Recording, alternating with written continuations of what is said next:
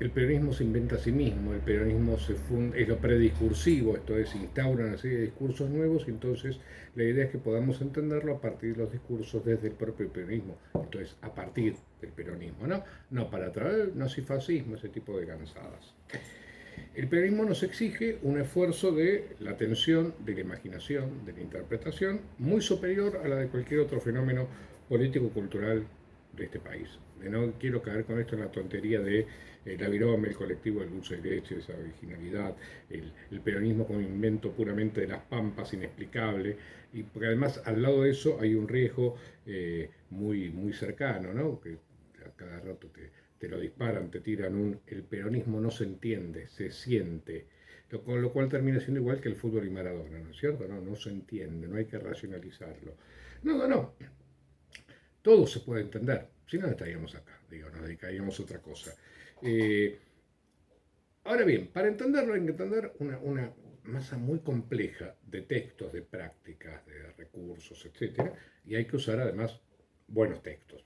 No Fernando Iglesias, no Sebrelli, no tanto Salame, no los seguidores de Fernández Díaz, no populismo, ese tipo de tonterías, sino entender una masa compleja de textos, leerlo de manera compleja, tratar de interpretarlos, y no sé si seremos exitosos en el intento. Bueno, vamos a usar a Fabio, que para eso es una ayuda fantástica, porque no podemos escamotear un nudo clave del peronismo, y es que el peronismo también son voces, es decir, en esa idea de lo prediscursivo, en realidad el peronismo comienza a generar discursos, comienza a generar voces, y voces que son básicamente subalternas. Si no accedemos a esas voces subalternas que nos hablan del peronismo, estamos en problemas, ¿no? Nos estamos perdiendo por lo menos la mitad, nos estamos perdiendo más de la mitad, con lo cual estamos en el mismo sitio en el cual venimos como cavando, arrastrando la noria, no cavando en el mismo pozo, somos el perro del hortelano, cavando siempre en el mismo pozo buscando el mismo hueso. ¿Dónde están esas voces? ¿Quién escucha esas voces? ¿Quién representa esas voces? Más, como dijimos, la conciencia del problema que significa representar esas voces subalternas, esa conciencia exasperada.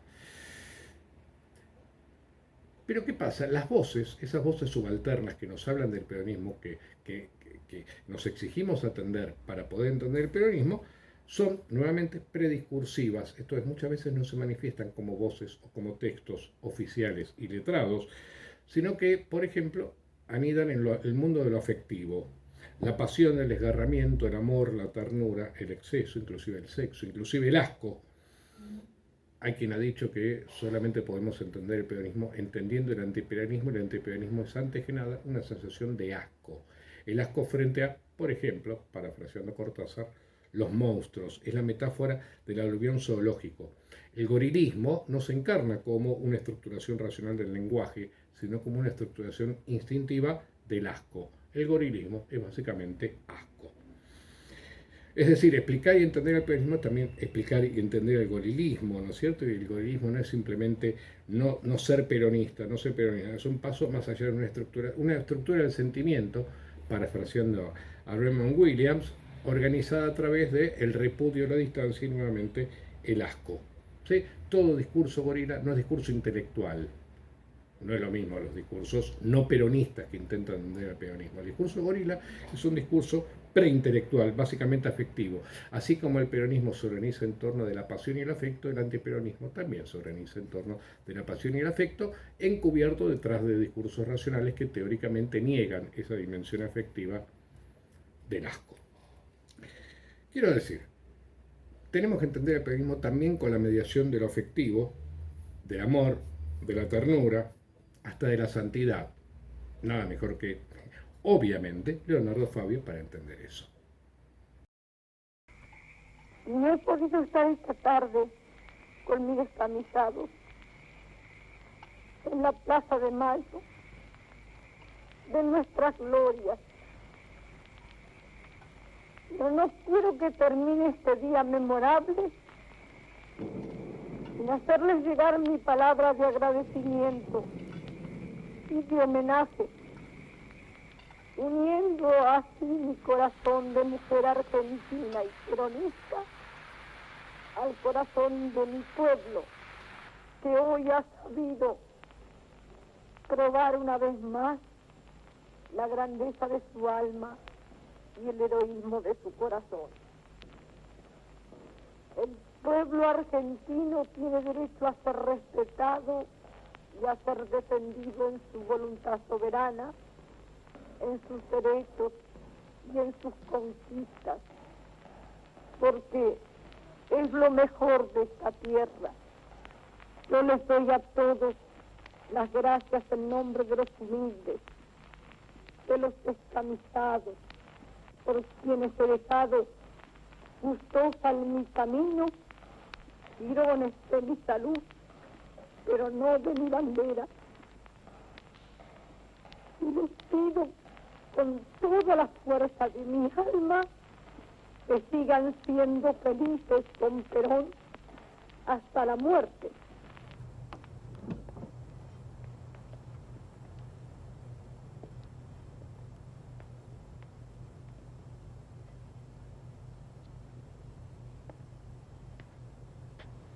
Enfermera. Negrita. Negrita. Mira. Mira quién te vino a visitar. Siéntese, gatica. Siéntese.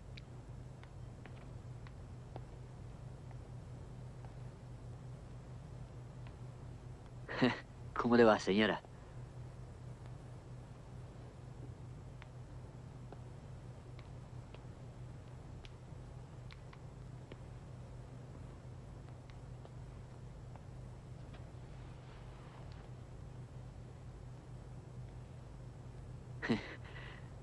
¿Vio que la vine a ver?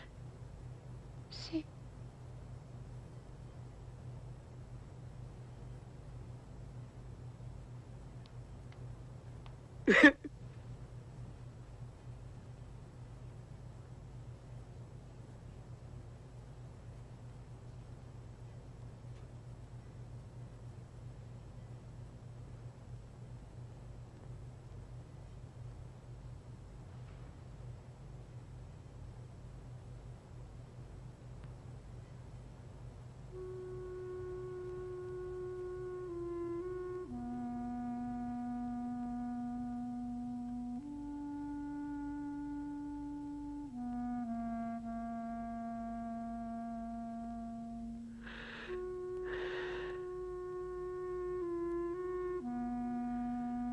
Hace frío aquí, ¿no, general?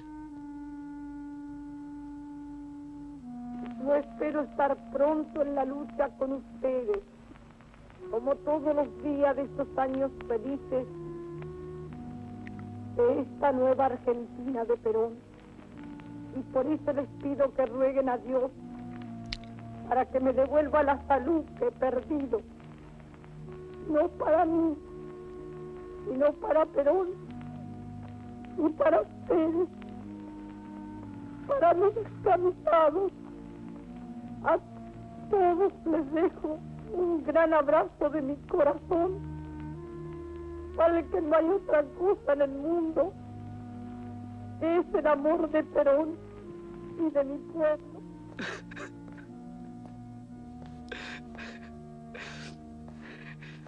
Cumple la Subsecretaría de Informaciones de la Presidencia de la Nación el penosísimo deber de informar al pueblo de la República que a las 20:25 horas ha fallecido la señora Eva Perón, jefa espiritual de la Nación.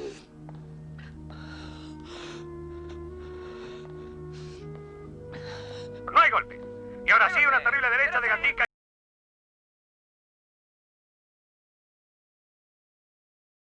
Sí, de acuerdo. Lo mío es un juego, es un chiste, ¿no? Tragedia, farsa, no. Es más bien un chiste, es esa idea de esa presencia de un discurso religioso en torno al peronismo. Discurso religioso. En Fabio es otra cosa. En Fabio es, además de el desgarramiento, el dolor, digo, la muerte, esa voz, hacer aparecer la voz documental de Vita en sus últimos discursos despidiéndose. Vamos a volver sobre esta cuestión de esa voz con un texto documental más adelante, pero digo, esa mina que se está muriendo y dice, pero lo llevo en el corazón. Me estoy muriendo, pero lo llevo en el corazón, ¿no? Y uno se pregunta por qué hay peronistas en el mundo todavía, por favor. Pero además hay otra cosa, es el encuadre.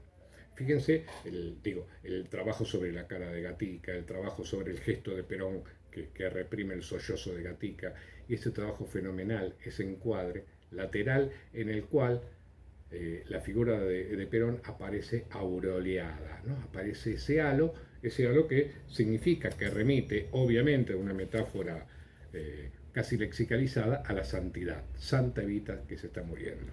Pero lo del encuadre no es chiste, ¿no?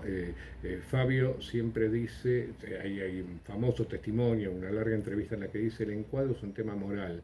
Creo que lo vamos a ver dentro de un rato. El encuadre es un tema moral. La manera como vos encuadrás muestra lo que pensás, lo que sentís y cómo sos. Esto no es un invento de Fabio, por supuesto que no. La idea del encuadre como elección ideológica o como elección ética y estética está en muchos textos de teoría del cine, ¿no? Fabio lo reduce a su, ¿cómo decirlo?, a su valor más duro, una elección moral. Tal como encuadrás, sos, sentís, pensás. No es chiste esto como metáfora puede extenderse, ¿no? Aquello que mirás y la manera como lo mirás define lo que sos, lo que sentís, lo que pensás. Fabio lo que hace es contar el peronismo a través de otro infame, ¿no? Gatica es otra vida infame. Esto nos podría llevar en una línea, porque Gatica es un boxeador y los boxeadores por definición son infames. En la historia de la cultura de masas, los boxeadores son infames. Son tan pocas las excepciones que confirman la regla, ¿no? La regla es: el boxeador es un infame. ¿Por qué? Porque siempre proviene de los sectores populares.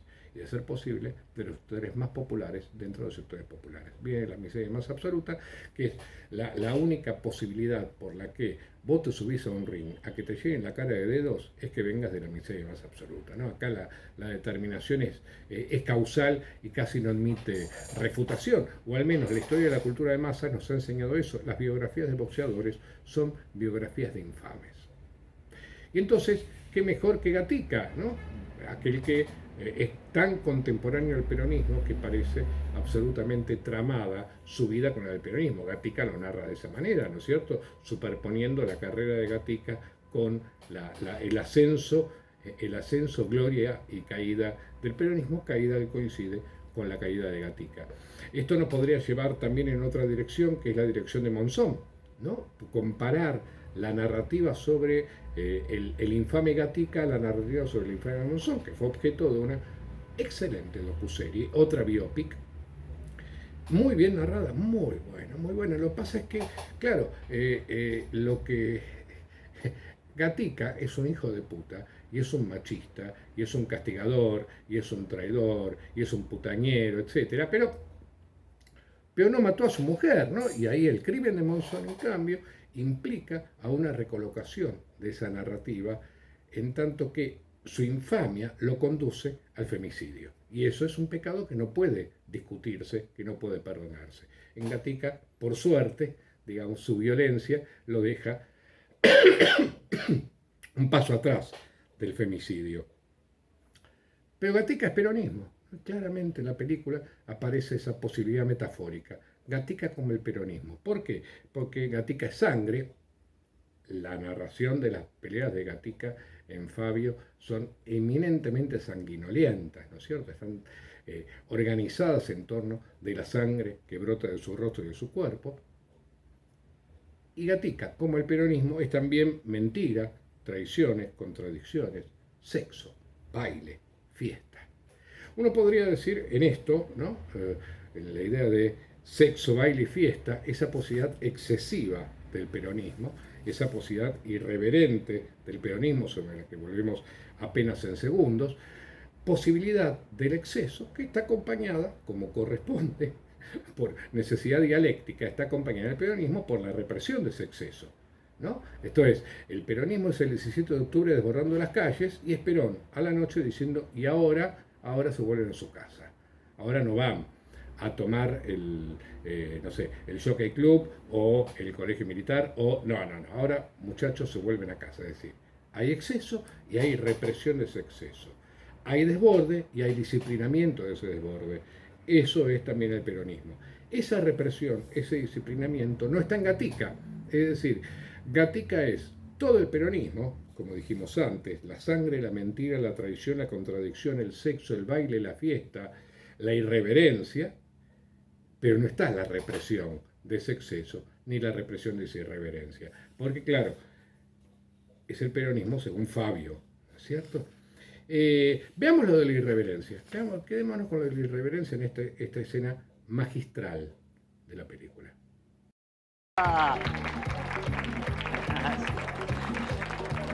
Buenas noches, señor Gatica. Buenas noches. ¿Ella a la mesa? La de todas las noches, señor. Qué elegancia, señor. Pa' los gastos nomás. Hola, papi. Cochina, pida audiencia.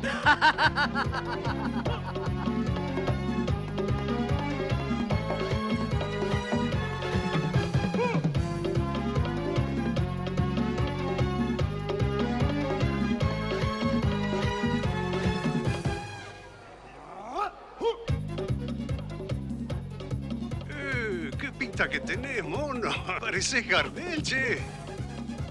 Mono las pelotas. Oligarcón. Señor Gatica. Y soy Gardel. ¿Entendiste, papito? Volá.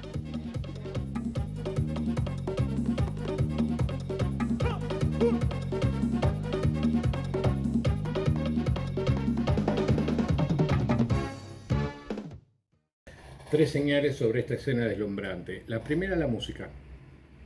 No es tango, es mambo. El mambo había sido un invento cubano, una deriva de tantos ritmos tropicales que atraviesan las costas del Caribe. Estados Unidos había salido a capturar muchos de esos ritmos. Ya Carmen Miranda, una gran cantante y bailarina baiana, esto es brasileira, había llevado a Hollywood, había llevado a bailar samba brasileira a Hollywood, se había inventado el mambo. La música caribeña no era solo la cumbia también empezaba en esos años, el 46, si no recuerdo mal, se va el Caimán, o sea, un célebre salto al éxito popular de la cumbia. Son muchas las músicas caribeñas, algunas son las que son capturadas por la máquina hollywoodense y vueltas a distribuir por América Latina por esa máquina, ¿no? El mambo en esos momentos era una de ellas. Luego lo sería la salsa y luego volveremos sobre la cumbia, por supuesto, más adelante. Por un lado eso. La segunda, la llegada de Gatica, la bajada por la escalera, que no es un descenso al infierno en este caso, sino es el ingreso del plebeyo como una suerte de parodia del descenso de la presentación en sociedad, de la novia, del cumpleaños de 15 fundamentalmente, pero acá es el descenso del plebeyo al espacio de la fiesta. El plebeyo, ¿por qué el plebeyo? No solamente por una cuestión de colocación de clase, Gatica es un plebeyo, sino porque está sobremarcado como plebeyo. Es decir, es el plebeyo que ingresa a la fiesta y dice, y además mirá cómo me he visto, papito, ¿no? Ese frac, esos colores, ¿no? Absolutamente maravilloso. Un smoking blanco con un moño rojo, una galera blanca, una camisa a rayas negras y blancas, una patada en el orto del buen gusto, por supuesto, burgués, ¿no? Digo, esta cuestión del plebeyo y el buen gusto burgués, maradonianamente, digamos, seguí chupándola, ¿no es cierto? Bancátela, así es como me he visto yo y así es como me marco y me represento. Y finalmente, sí, claro, la escena con el oligarcón es perfecto. ¿Cómo intenta marcar la jerarquía el oligarcón en cuestión? Con la mano en el hombro, ¿no? El que tiene poder toca al otro, pero guarda, porque el otro lo que hace es justamente con su propia mano quitar la mano del otro, ¿no? Y ahí está marcado ese juego de jerarquía. El que tiene el poder pone la mano, pero el otro dice, ojo, papito, yo ahora también tengo poder, entonces te saco la mano. Y después, claro, en el lenguaje, uy, monito, uy, mono, pareces Gardel. La respuesta es perfecta. El gesto de quitarse la mano y además que termina en tocarle la cara, que es mucho más grave que la mano en el hombro, ¿no es cierto? Se quita la mano y además le toca la cara, le hace ese golpecito que antecede un te voy a cagar a palos, sino que además restablece disuelve imaginariamente la jerarquía. La jerarquía del otro que dice, mono, parece Gardel es mono las pelotas, señor Gatica, y soy Gardel. Y esto es uno de los leitmotiv de la película. A mí se me respeta, ¿no? Cosa que será dicha explícitamente por Gardel, tanto como mono las pelotas, como a mí se me respeta, como para hablar conmigo se pide audiencia, que le dice al comienzo de la escena a una de las mujeres que se acercan a chuponearlo, ¿no? Soy Gardel. ¿Qué quiere decir soy Gardel? En este contexto, en el peronismo y en mi pináculo de gloria y de fama, yo soy Gardel, boludo. No somos, no, vos no sos más superior a mí, somos por lo menos iguales, y no sé si no soy yo superior a vos. Esto es, se ha trastocado la jerarquía, bastinianamente se ha trastocado la jerarquía, y esto tiene que ver con, permítame esta deriva, hay un grandísimo antropólogo, sociólogo, en realidad derivado antropólogo, devenido antropólogo, Roberto D'Amata, que hace muchos años, fines de los 70, comienzos de los 80, escribió un gran libro que se llamó La casa y la calle, a casa e a rua.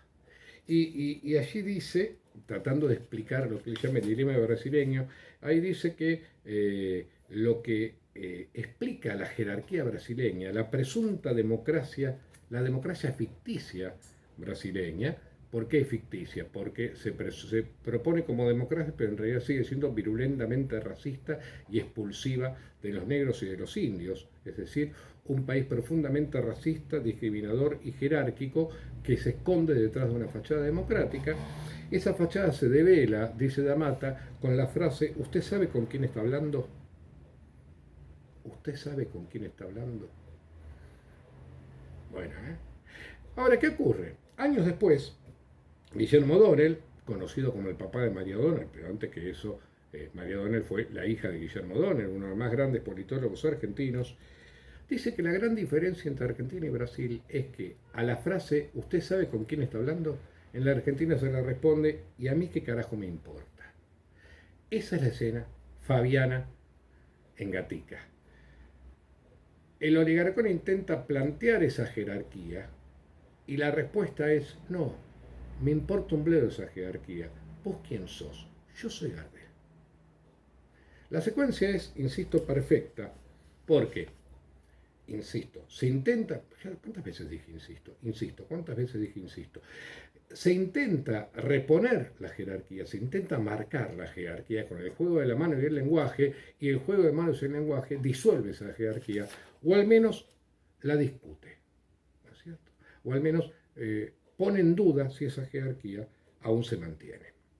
Por supuesto que, claro, esto ocurre durante el peronismo, porque fíjense que luego, caído el peronismo, en el momento de la caída de Gatica, esa relación de jerarquía hay que manejarla, hay que jugarla de otra forma, en otra escena fantástica, que es la que vamos a ver ahora.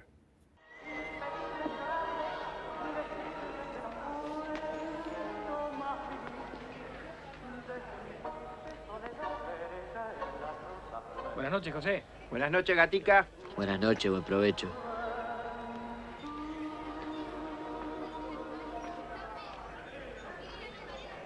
Buenas noches, mono. Buenas noches, buen provecho.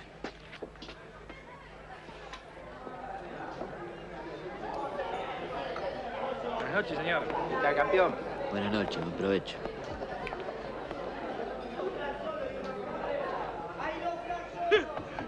¡Mono! ¡Mono! ¡Mirá! ¡El mono, vieja! ¡Mono! ¡Ya voy! Perdón, ¡Ahora! ¡Para, vieja! ¡Mírame bien! ¡Grande mono! ¡Ya voy! ¡Muchacho! ¡Haceme lugar! ¿Qué le dije? ¿Quién iba a estar? ¡El mono! ¿No te acordás de mí? ¿Te acordás cuando perdiste con Espelucín? Que te tiró afuera del ring. ¿Y vos le diste una patada? ¡Le di un patadón! Estaba ahí. Yo estaba ahí. En primera fila. ¿No te acordás? Si me miraste y todo. Este monito. Señor Gatica. Saca los pies de ahí. Está bien. No te enojes. Breve corte. Nuevamente la aparición de el cuerpo y el lenguaje. La mano que intenta señalar la jerarquía. Yo soy superior a vos. Yo estaba en la primera fila y vos tenés la obligación de haberme visto porque yo estaba en la primera fila. La respuesta de Gatica no es su propia mano, que aparecerá al final de la escena, sino la palabra. Señor Gatica, saca los pies de ahí. Pero mirando además con cuidado a todos lados, ya no es el dueño que está no es el dueño de la escena que está en el centro del ring, ¿cierto? No puede proceder de la misma manera. Recuerden, esta es una escena de la caída. Fíjense entonces cómo se desarrolla. Vamos, vieja.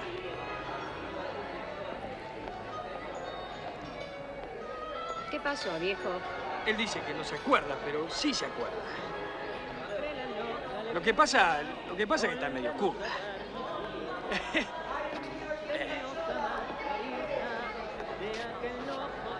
Sentate. Bueno. No te dio bola. Sí está en curda. ¡Campeón! ¡Campeón, una foto con los muchachos! ¡Salud, campeón! ¡Salud! ¿Qué tal? ¿Cómo le va? Vamos a organizar, ¿Qué tal, vamos señora? a ver cómo nos ponemos, ¿eh? ¿Qué tal, campeón? Por acá. Campeón, Buenas noches. acá en el medio. Lucha, vos por Sí, acá. vieja. ¡Con el mono también! Sí, con el mono también, claro, con el mono. No, mándame adelante que son más chiquitos. Nene, vení por acá. Vení por acá. A ver, ustedes. Vos también vení por acá.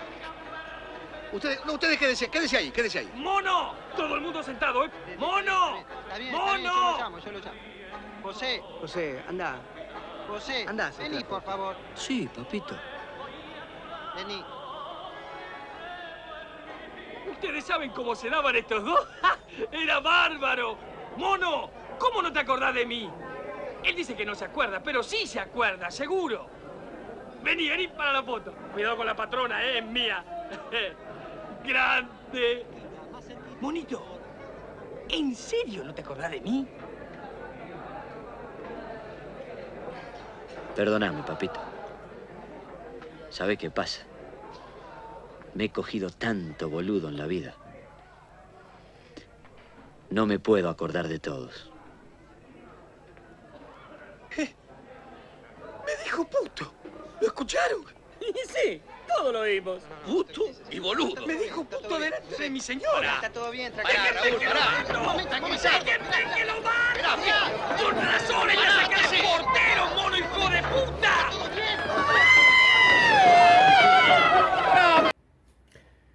Entonces, la forma de tratar de discutir esa jerarquía no imaginaria, la del poderoso sobre el débil, es esa respuesta sarcástica, jodón, inmejorable. ¿Sabés qué pasa, gordo?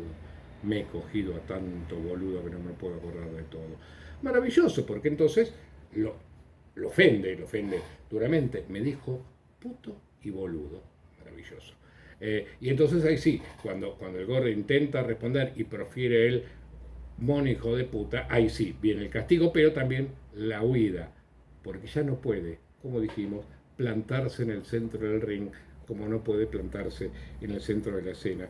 Ya no puede marcar esa diferencia de respeto, esa irreverencia por la jerarquía que el peronismo sí lo autorizaba a señalar. Autorizaba, es decir, en pasado. Acá hay un problema, el peronismo ya ha caído, el peronismo entonces es cosa del pasado. La película está claramente escandida en dos partes, ¿no es cierto? El antes y el después, pero el antes y el después no es la caída de Gatica, sino la caída del peronismo, ¿no? Lo cual supone además la caída de Gatica a través de una prohibición explícita, como veremos en apenas un momento. Pero el peronismo entonces señala el pasado, toda la segunda parte de la película, el peronismo señala el pasado. Uno podría decir que constantemente el peronismo señala el pasado. El peronismo señala una Arcadia, es decir, una edad de oro en la que las relaciones sociales habían vuelto a ser horizontales. El plebeyo tenía derecho a marcar su presencia como plebeyo en el lugar burgués, a reclamar la igualdad y el respeto, como dice Daniel James en el texto que ustedes han leído, que vamos a comentar en un momento, ¿no es cierto?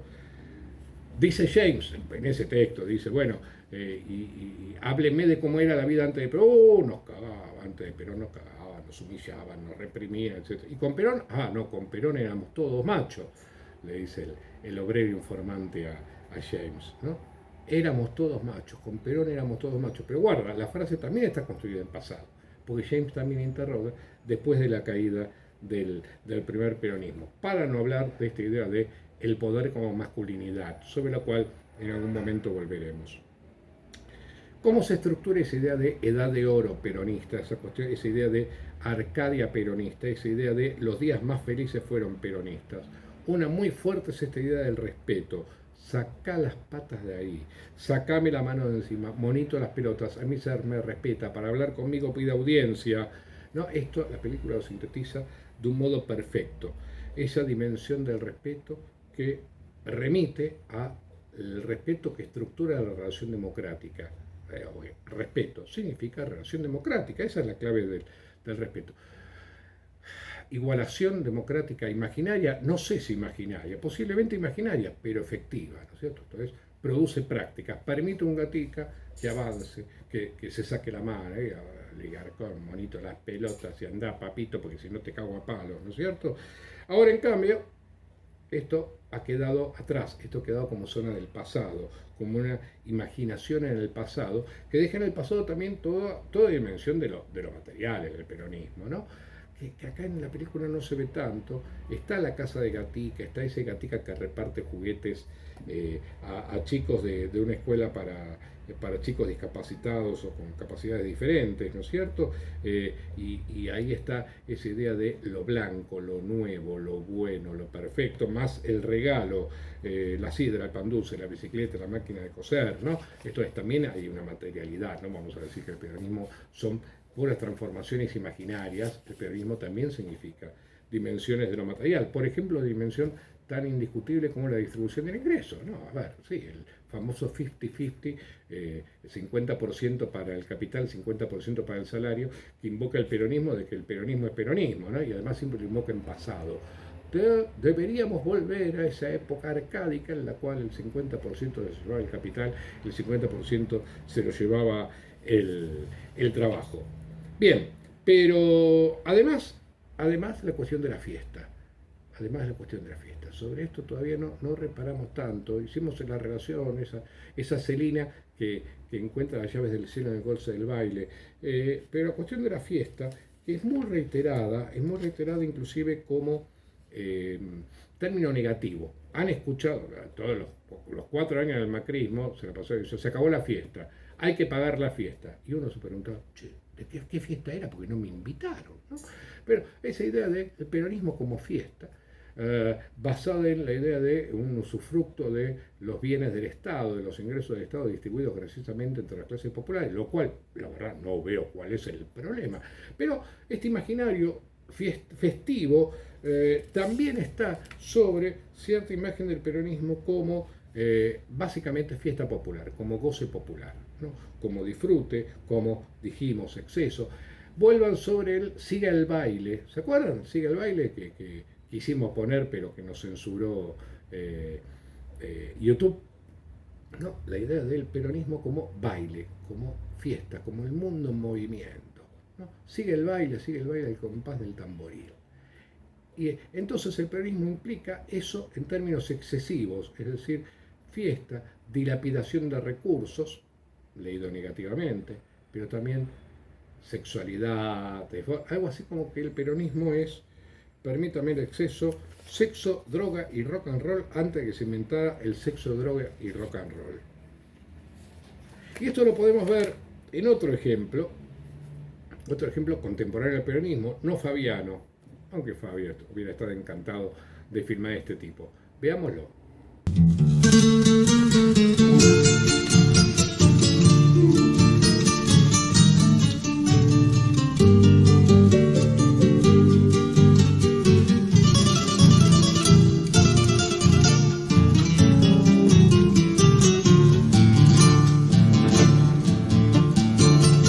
Esta noche que hay baile en el rancho La Camilla, llámame de sobrepaso tagueadito bailar. Llámame milongueado al estilo oriental, troteando despacito como bailan los nahuel. Al compás de acordeón a bailar el rasguito troteando despacito este doble chamamé. Y esta noche de alegría con la dama más mejor, en el rancho de la Cambicha el trotecito tanguearé. Van esta linda la chanza,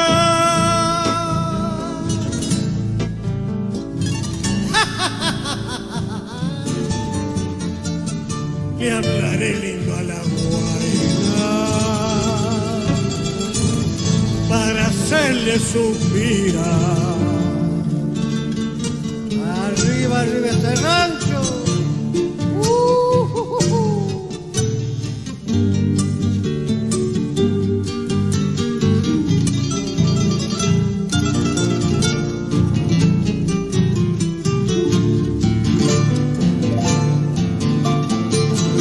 Luceré camisa plancha, mi pañuelo azul celeste, mi bomba chavataraza que esta noche estrenaré. Mi sombrero bien aludo, una flor en el cintillo, una faja colorada y alpargata llevaré. Un frasco de agua florida para echarle a la guaina y un paquete de pastillas que a todos olvidaré. Y esta noche de alegría con la dama más mejor, en el rancho de la Cambicha al trotecito tanguearé. Van esta linda la chanza,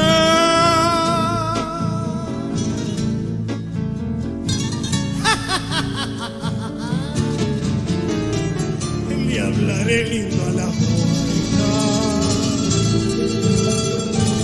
para hacerle suspirar. Van esta linda la chanza,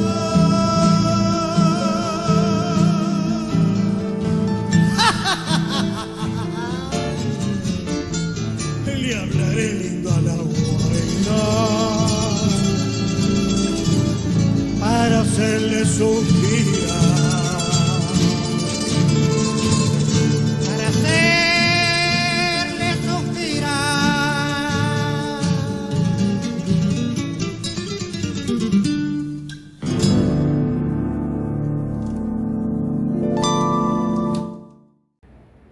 Este es Antonio Tormo cantando El Rancho de la Cambicha, pero no la versión de 1950 que él lanzó a la fama, sino una versión en 1993 con Lito Vitale, que tenía un programa a la noche, Esa música del alma, en Canal 13, ¿sí? El Canal 13 ya menemista. ¿De qué se ocupa la canción? ¿Qué canta la canción? Bueno, no hace falta prestar un poquito de atención a la letra, ¿no? Esta noche danza y baile en el Rancho de la Cambicha. ¿Qué es Cambicha? Palabra guaranítica, primera señal. Camba en guaraní quiere decir negro, entonces Cambicha sería la negrita, el rancho de la negrita. Parece haber sido un local, digamos, bailable de fin de semana, seguramente una bailanta de piso de tierra, cercana a la localidad de Goya, en Corrientes, porque el autor de la canción, Millán Medina, Mario Millán Medina, era justamente un correntino que hacía chamamés. Esta canción en particular no es un chamamé, sino un rasguido doble, tiene pequeñas variaciones rítmicas de las cuales se habla en la letra. Bailaré tanguito oriental, le dice, ¿no? Esto es, era una versión del chamamé con una variación en el compás, ¿no? Que le cambiaba un poquito el ritmo, y que es un invento, como digo, del correntino Millán Medina, autor de la canción. Y decía que narra y baile, entonces ¿qué hago? Me pongo de punta en blanco, me pongo lindo, me pongo agua florida, me pongo el sombrero, el cinturón. Yo llevo pastillas Renomé, para nadie dice Renomé, pastillas que a todos convidaré, dice, ¿no? Es eso, es la fiesta del fin de semana, pero aunque narrado en presente, ocurre en el pasado, porque es la fiesta del migrante que dejó atrás la fiesta, ¿no es cierto? Que se fue a Buenos Aires o a Córdoba, a Rosario, es decir, al centro industrial. Es la fiesta del migrante interno, que recuerda la fiesta del pueblo. aunque, insisto, habla en presente. Claramente esto es lo que narra la canción. Ahora, esa canción en 1950, dice Pujol, en el texto que ustedes han leído, que es la otra bibliografía obligatoria de esta reunión, tiran 50.000 ejemplares, 2 años después habían vendido 3,5 millones de discos, 3,5 millones de discos de 1950. Hay quien dice que en realidad la RCA Victor lo caminó a Tormo porque había vendido 5 millones de ejemplares. 5 millones, dejémoslo en 3 millones, hagamos 4, pongámosle 4. Un dato, el artista argentino que más discos se vendió en la historia es Palito Ortega y vendió 20 millones de discos. Este vendió solamente 4 millones con una canción, boludo, una canción. Y en 1950, esto es una cifra descomunal.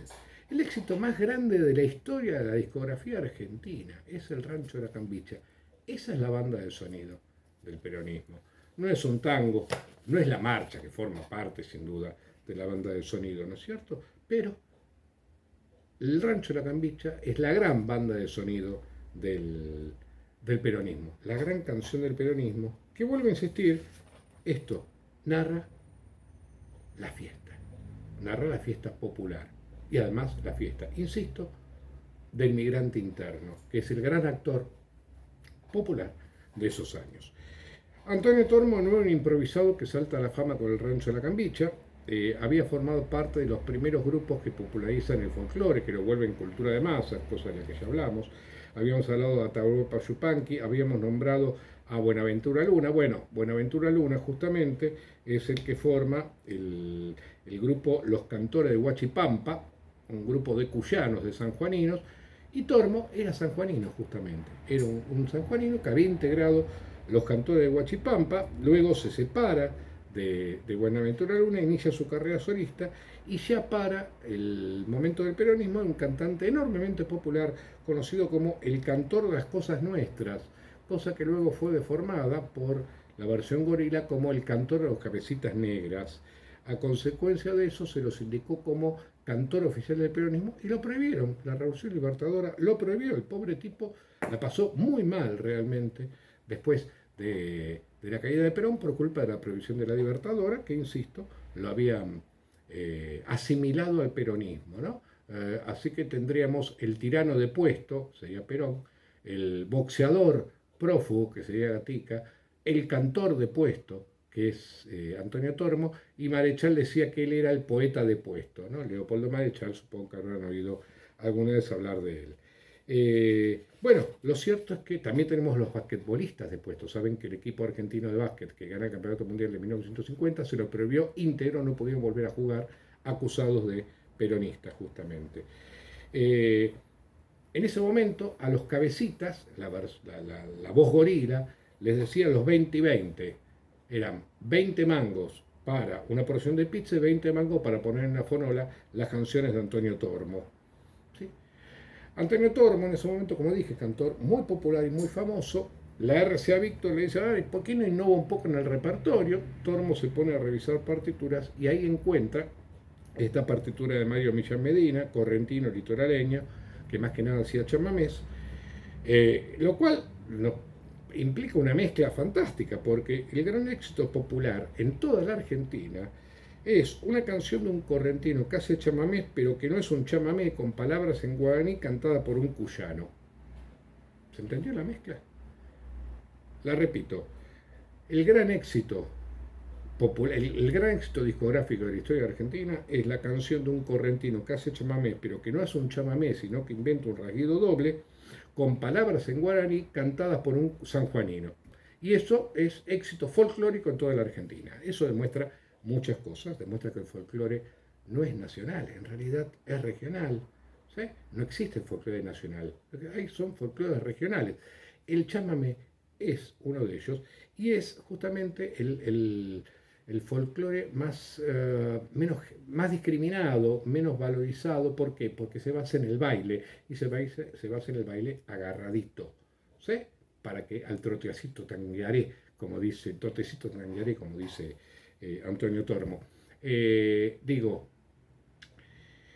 el baile es fundamental en el chamamé, como no ocurre en cambio en la chacarera, la samba, la milonga, por lo tanto son piezas más preciadas del folclore. Pero además esta cuestión de la mezcla, ¿no?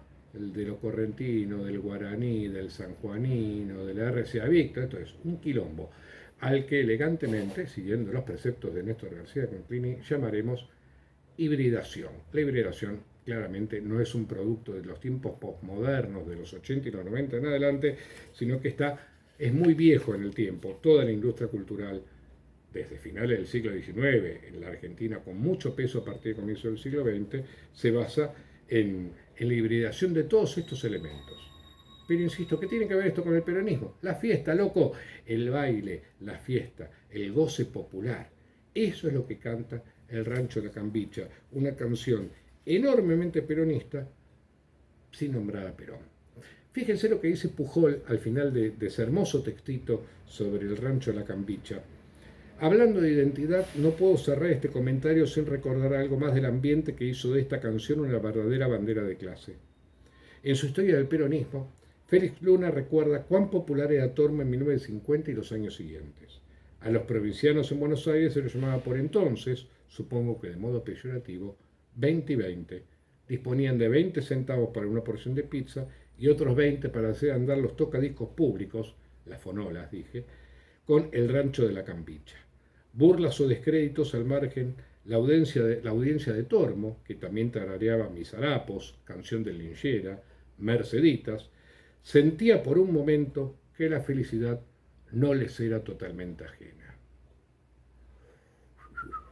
La felicidad no les era totalmente ajena. Eso es lo que está puesto en juego en El Rancho de la Cambicha de Millán Medina por Antonio Tormo.